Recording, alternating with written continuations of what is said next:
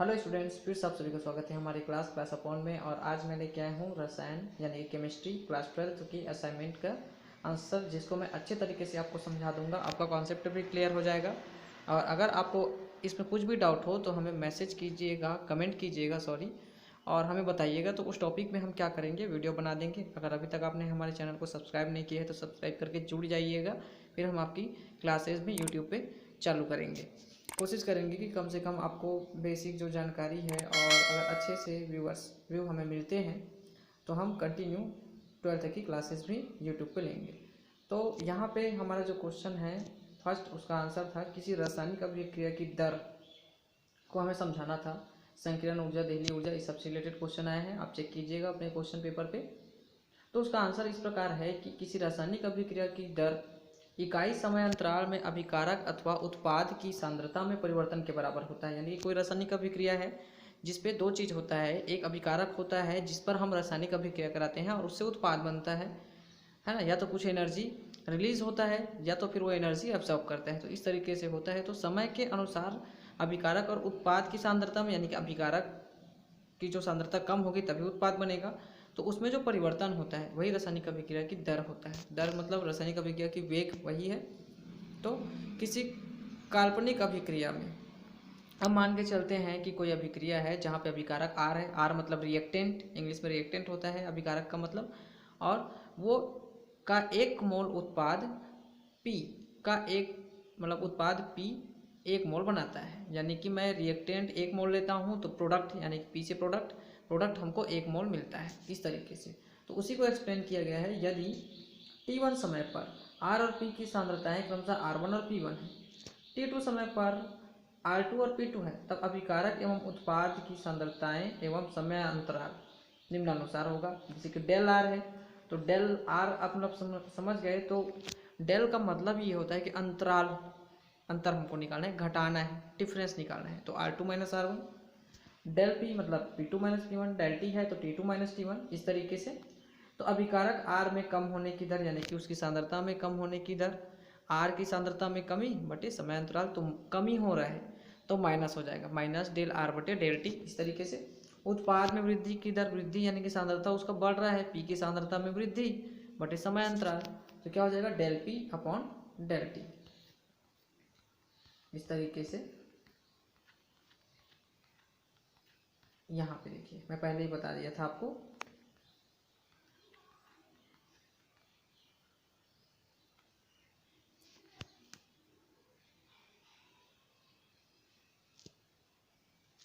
तो ये हो जाएगा आपका उत्पाद का जो वेग है वो minus del R by del T, या तो फिर is equal to plus del P by del T, इस तरीके से होगा। तो इस तरीके से हम रासायनिक अभिक्रिया की वेग या दर मतलब अभिकारक या उत्पाद की सांद्रता में परिवर्तन बटे अभिक्रिया में लगा समय या समय अंतराल, इस तरीके से। फिर इसी का जो सेकंड आंसर है उसमें पूछा गया दहली ऊर्जा। तो किसी रासायनिक अभिक्रिया में ऊर्जा का वह न्यूनतम भाग जो अभिकारक अणुओं के पास होती है जिससे उनकी प्रभावी टक्करें होती है, अर्थात जो प्रभावी टक्करों द्वारा अभिक्रिया को संपन्न कराते हैं। यानी कि दहली ऊर्जा वह ऊर्जा होती है जो क्या होता है अभिकारक अणु के पास होता है, उससे ज़्यादा ऊर्जा अगर हम दें तब क्या होता है अभिक्रिया में वो भाग लेता है। जो आगे पढ़ेंगे हम लोग संकीर्ण ऊर्जा में, ऊर्जा की वह न्यूनतम अतिरिक्त मात्रा जिससे अभिकारक अणुओं द्वारा अवशोषित किया जाता है, जिससे उनकी ऊर्जा दहली ऊर्जा के समतुल्य हो जाती है।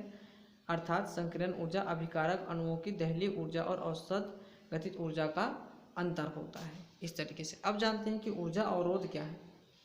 तो अभिकारक के अणु आपस में टकराकर संक्रयित संकुल में तब तक परिवर्तित नहीं हो सकते जब तक उनमें इतनी ऊर्जा ना हो कि वो ऊर्जा अवरोध को पार कर सके।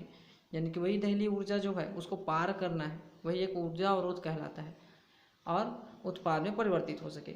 अभिकारक जब इस शिखर तक नहीं पहुंचते हैं तब तक वे संक्रयित संकुल नहीं बना सकते तथा उत्पाद में परिवर्तन नहीं हो सकते। ये होता है ऊर्जा अवरोध।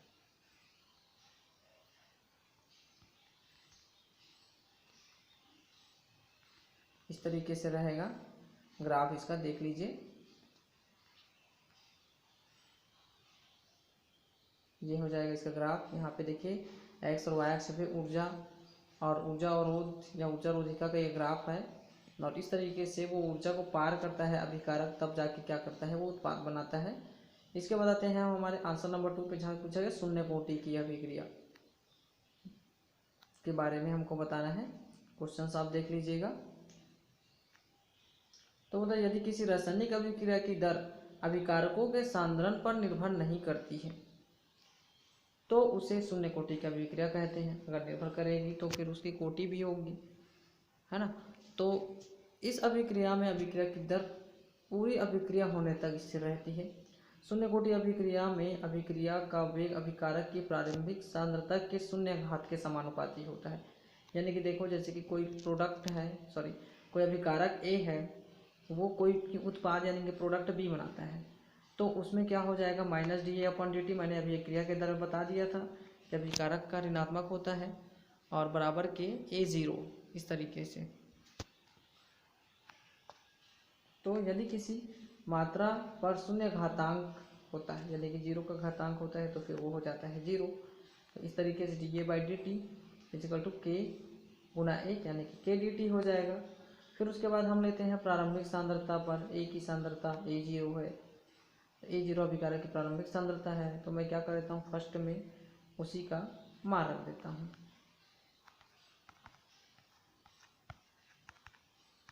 ये देख लीजिए, इस तरीके से हमको मान मिल जाएगा। ए जीरो इक्वल टू माइनस के गुना जीरो प्लस वन। इस तरीके से जब मान रखेंगे तो हमें क्या मिल जाएगा, एक नियतांक मिल जाएगा आई, जिसे लेके चल रहे हैं हम। तो आई के मान को हम क्या करेंगे, उसी समीकरण में रख देंगे। E zero is equal to I is equal to A zero, ऐसे। तो यहाँ पे हो जाएगा के टी इक्वल टू, हम क्या करेंगे, इधर ले आके पक्षांतर करा के एक उधर ले जाएंगे तो माइनस हो जाएगा। तो ए जीरो माइनस ए, के टी इज इक्वल टू के का तिर्यक गुना कराएंगे, सॉरी टी का तिर्यक गुना कराएंगे, ए जीरो माइनस ए, और ये हो जाएगा शून्य कोटि की अभिक्रिया। ये एनसीईआरटी के बुक के आधार पर है। अब अगर आपको इसको अच्छे से समझना है तो इसका लिंक मैं डिस्क्रिप्शन पे डाल देता हूँ। मैं बहुत पहले ही इसका वीडियो बना के रखा हूँ, आप चाहो तो वहाँ पे जीरो ऑर्डर रिएक्शन ऐसे करके जाके देख सकते हो। तो ये हो गया आपका। फिर है अर्धायु काल। तो टी हाफ होता है वो, है ना। अभिक्रिया की सांद्रता में जो आधा परिवर्तन होता है आधे समय पे, उस पर बताया किसी रासायनिक अभिक्रिया में अभिकारक की प्रारंभिक सांद्रता का आधा जितने समय में उत्पाद में परिवर्तित हो जाती है उसे अभिक्रिया की अर्धायु काल कहते हैं। इस समय पर अभिकारक की प्रारंभिक सांद्रता आधी हो जाती है। शून्य कोटि की अभिक्रिया के लिए के का मान हो जाएगा ए जीरो माइनस ए टी।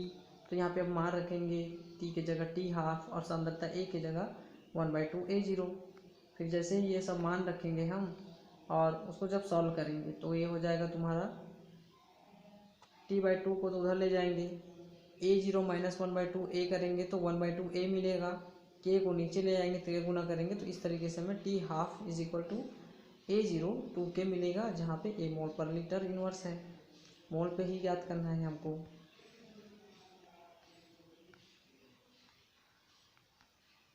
इस तरीके से T half is equal to हमको मिल जाएगा ए अपॉन 2 के। उसी सांद्रता को हमने ए मान लिया। तो इस तरीके से ये अर्धायु काल का व्यंजक हो जाएगा। और यहाँ पे देखिए, अभिकारक की प्रारंभिक सांद्रता के समानुपाती होता है ये। इस प्रकार अर्धायु या प्रारंभिक सांद्रता के मध्य आरेख ग्राफ मूल बिंदु से होकर जाने वाली सीधी रेखा प्राप्त होती है, जिसकी ढाल 1/2 की होती है। उसको नियतांक मान के चलते हैं। तो उसके बाद है देखिए, यहाँ पे एक न्यूमेरिकल है जहाँ पे अर्धायु काल दिया गया था और जहाँ तक उसकी सांद्रताएं का प्रतिशत दिया गया था 90%। तो उसके आधार पर हम कैसे निकालें। तो सबसे पहले तो मुझे दर्द स्थिरांक यानी कि मैं 2 सूत्र यूज़ करूँगा। प्रथम कोटि की अभिक्रिया का अर्धायु काल और उसके दर का, प्रथम कोटि की अभिक्रिया की दर का सूत्र।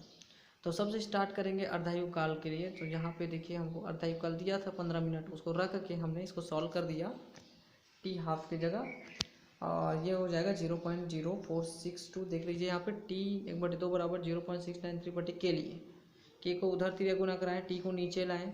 टी को नीचे लाने के बाद ये हो जाएगा आपका टी हाफ की जगह हमने 15 रखा, 15 रखने के बाद डिवाइड किया तो 0.0462 मिला। अब हम मान के चलेंगे कि माना प्रारंभिक क्षमता ए है 90% तो पूर्ण हो जाती है, एक का 90%, 1/90/100 कर दिए हम तो 0.9 मिल जाएगा। पूरा सॉल्व करेंगे तो 0 0 कैंसल, 10 9 को 10 से भाग देंगे तो 0.9 मिल जाएगा। फिर प्रथम कोटि की अभिक्रिया से हम क्या करेंगे, के लिखेंगे। के का मान होता है 2.303 अपॉन टी लॉग ए अपॉन ए माइनस एक्स। तो इस तरीके से हमको क्या करेंगे, तो के का देगा गुणा करा देंगे और टी को वहाँ ले जाके के को वापस लाएंगे तो ये हो जाएगा 2.303 अपॉन के लॉग ए अपॉन ए माइनस एक्स। एक्स का मान अभी 0.9 निकाला वो रख दिए हम, और टी के का वैल्यू हम निकाल के रखे थे 0.06462। इन सभी वैल्यू को सॉल्व करेंगे तो हमको क्या मिल जाएगा, log 10 मिलेगा 0, और ये जो बचेगा वैल्यू उसी को हमको क्या करना है, सॉल्व करना है। और इस तरीके से हमें 49.84 जो अप्रॉक्सीमेटली 50 मिनट होता है, तो ये आ जाएगा आपका अभिक्रिया पूर्ण होने में लगा समय जो क्वेश्चन में आपके दिया हुआ है। फिर इसके बाद बात करते हैं हम लोग कोलाइडी विलयन की। तो कोलाइडी विलयन जिसमें विलय के कण तो दिखाई देते हैं लेकिन आप उसे छान के अलग नहीं कर सकते, ये कोलाइडी विलयन का गुण होता है। जैसे कि दही वगैरह, जेल वगैरह, ये सब चीज़ कोलाइडी विलयन के ही उदाहरण हैं। तो कोलाइडी विलयन का विद्युत अपघट के प्रभाव से अवक्षेपित होना स्कंदन कहलाता है। जैसे कि मैं कोई खट्टा चीज़ उसमें डाल देता हूँ तो क्या होता है, अवक्षेपित हो जाता है वो। जब किसी कोलाइडी विलयन में किसी विद्युत अपघट्य का विलयन थोड़ी मात्रा में मिलाया जाता है तब कोलाइडी कण विद्युत उदासीन होकर परस्पर संयुक्त हो जाते हैं और अवक्षेप बना लेते हैं। इस प्रकार कोलाइडी विलयनों में विद्युत अपघट्य मिलाने पर कोलाइडी कणों के अवक्षेपित होने की जो घटना है वो स्कंदन कहलाती है। इसी के आधार पर ही क्वेश्चन है दूध में खटाई डालने पर या दही में खटाई डालने पर, है ना, जिससे खटाई डालने पर वो अवक्षेपित होने लगता है। इस तरीके से वो आंसर हो जाएगा। फिर है आपका अगला क्वेश्चन नंबर 4, और अधिशोषण समतापी वक्र। ये क्या होता है अधिशोषण समतापी वक्र? स्थिर ताप पर अधिशोषण की मात्रा और अधिशोषण गैस के दाब के मध्य खींचे गए ग्राफ को अधिशोषण समतापी वक्र कहते हैं। फिर स्थिर ताप पर अधिशोषण की मात्रा x/m और अधिशोषण गैस दाब के मध्य खींचे गए ग्राफ को अधिशोषण समतापी वक्र कहते हैं। जहाँ पे ग्राफ को देखिए बताया गया है बढ़िया, और फ्रेंडली में भी यही बता के कॉन्सेप्ट के हिसाब से आगे बढ़ना रहता है। ये किसी अभिक्रिया के कॉन्सेप्ट का है। ये यहाँ पे देखिए दो ग्राफ दिया हुआ है इस तरीके से, और यहाँ बताया गया है कि सन 1909 में फ्रेंडली ने अधिशोषण की मात्रा और गैस के दाब के मध्य एक संबंध स्थापित किया, जहाँ पे निम्न दाब पर अधिशोषण की मात्रा गैस की दाब के समानुपाती होता है x/m समानुपाती p x/m is equal to kp। के स्थिरांक x/m तथा p के मध्य जब हमें ग्राफ खींचते हैं तो हमको सरल रेखा प्राप्त मिलता है। ये a हो जाएगा आपके ग्राफ का। उसके बाद उच्च दाब पर अधिशोषण की मात्रा गैस के दाब से स्वतंत्र हो जाती है x/m समानुपाती p, तो इज इक्वल टू के पी टू द पावर 0 ऐसे तरीके इक्वल टू के दिया गया, p की पावर 0 मतलब 1।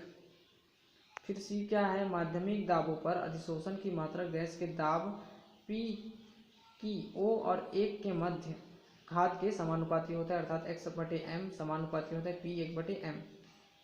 और जहाँ n एक स्थिरांक है जो अधिशोषण व अधिशोषक दोनों की प्रकृति पर निर्भर करता है। यहाँ 1/n का मान 0 से 1 के मध्य होता है और 1 के दोनों मानों का लघुगणक हम इस तरीके से log x/m log k log धन 1/n log p। ये हो जाएगा समीकरण 2। 1 और 2 की फ्रेंडली अधिशोषण समतापी, ये समीकरण 1 और 2 है, इसी को बोलते हैं। फिर उसके बाद अधिशोषण समतापी की क्या होती है सीमाएं। एक अनुभाविक समतापी, कोई दूसरी सैद्धांतिक पृष्ठभूमि नहीं, यह एक अनुभाविक समतापी है, इसका कोई सैद्धांतिक तथ्य नहीं है, पृष्ठभूमि नहीं है, ये बताइए। यह समतापी अधिशोषण प्रक्रिया की बल गतिकी की व्याख्या करने में सक्षम है। ये किसी भी रासायनिक अभिक्रिया में अधिशोषण की जो बल गतिकी है उसकी व्याख्या नहीं करता है। फिर आगे बढ़ते हैं कोलाइडी विलयन। तो द्रव स्नेही कोलाइड, द्रव विरोधी कोलाइड, ये सब दिया हुआ है। तो वे कोलाइडी विलयन जिसमें परिक्षिप्त प्रावस्था और परिक्षेपण माध्यम के बीच पर्याप्त आकर्षण होता है और वे एक दूसरे के संपर्क में आते ही शीघ्रता से कोलाइडी विलयन बना लेते हैं। जी बहुत ही बढ़िया है। फिर जब परिशिष्ट प्रावस्था का पदार्थ परिक्षेपण माध्यम के पदार्थ के बीच अत्यंत आकर्षित हो जाता है, क्षीण आकर्षण हो, तो एक दूसरे के संपर्क लाने पर कोलाइडी विलयन नहीं बनाते हैं। ऐसे कोलाइडी विलयन विशेष विधियों द्वारा बनाए जाते हैं। इन्हें ही द्रव विरोधी कोलाइड कहते हैं। गलती से द्रव इस नहीं हो गया है, वो द्रव विरोधी कोलाइड होगा, ध्यान दीजिएगा। यहाँ पे क्या बोलता है कि प्रबल आकर्षण बल हो कोलाइडी विलयन में परिक्षिप्त प्रावस्था और परिक्षेपण माध्यम, यानी कि परिक्षिप्त प्रावस्था विलेय, कोलाइडी विलयन विलेय का मान होगा। परिक्षेपण माध्यम मतलब वो क्या होगा, विलायक होगा। और विलेय विलायक मिलकर ही कोई विलयन बनाते हैं और एक कोलाइडी विलयन है, इसलिए विलेय के कणों की संख्या को परिक्षिप्त प्रावस्था और विलायक के कणों की संख्या को परिक्षेपण माध्यम कहा जाता है। इनके मध्य जब प्रबल आकर्षण हो, दोनों एक ही माध्यम में हो, तो आसानी से कोलाइडी विलयन बनाएगा। ये द्रव स्नेही कोलाइडी विलयन है। द्रव विरोधी कोलाइडी विलयन में क्या होगा, आकर्षण ना हो, अलग अलग प्रावस्था में हो, तो इस कंडीशन तो अंतर लिखना है हमको द्रव स्नेही कोलाइडी विलयन और द्रव विरोधी कोलाइडी विलयन। तो बनाने की विधि, विलेय को विलायक में घोलने पर बन जाता है और विलेय को विलायक में इनमें विशेष अलग अलग विधियों में घोला जाता है। इस तरीके से स्थायी, तो ये स्थायी होते हैं। स्थायीकरण के लिए स्थायी कारक पदार्थ मिलाने की आवश्यकता नहीं होती, ये अस्थायी होते हैं। इन्हें स्थायी करने के लिए पदार्थ मिलाया जाता है। विद्युत, इसमें स्कंदन के लिए विद्युत अपघट्य की आवश्यक मात्रा की आवश्यकता होती है। विद्युत अपघट्य की आवश्यक मात्रा की आवश्यकता नहीं होती, ये तो वैसे ही अवक्षेप के रूप में क्या हो जाता है, अलग हो जाता है। फिर उसके बाद है जल योजन या विलायकन। कोलाइडी विलयनों में कणों के साथ भारी मात्रा में विलायक के जल के कण जुड़े रहते हैं। इन कोलाइडी विलयनों के कण के साथ विलायक के कण नहीं जुड़े रहते हैं। अगर विलायक के कण खुले होते तो फिर द्रव विरोधी कोलाइड नहीं कहलाता, द्रव स्नेही कोलाइड कहलाता। भौतिक गुण, इनका पृष्ठ तनाव जल से कम किंतु श्यानता जल से अधिक होता है। इनकी श्यानता और पृष्ठ तनाव दोनों जल के बराबर होता है। इस तरीके से ये कॉन्सेप्ट है। तो आई होप स्टूडेंट्स आपको ये वीडियो अच्छा लगा हो। वीडियो अच्छा लगा तो चैनल को सब्सक्राइब करके हमें ज्वाइन कीजिए। हम कोशिश करेंगे आपकी जितने भी केमिस्ट्री के प्रॉब्लम्स हैं, मैथ्स के प्रॉब्लम्स हैं, कोई भी सब्जेक्ट हो उस पर उसको दूर करने की। तो मिलते हैं अगले वीडियो में। धन्यवाद।